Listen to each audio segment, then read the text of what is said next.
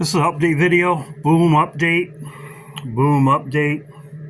As I talked about in my video, boom update here. The explosion, it was cause unclear. Well, it's coming to light, and this would be war next.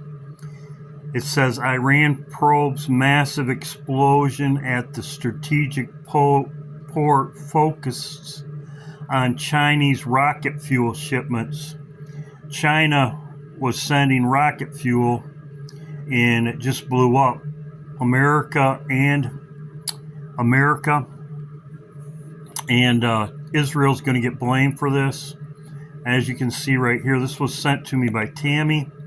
Thank you, Tammy. Very greatly appreciated. Iran is rearming its missiles program, and shipments of supplies just arrived from China, Western sources. So this is an update, breaking, as you can see here. Thank you, Tammy. Greatly appreciated. Greatly appreciated. Update. Boom. God bless.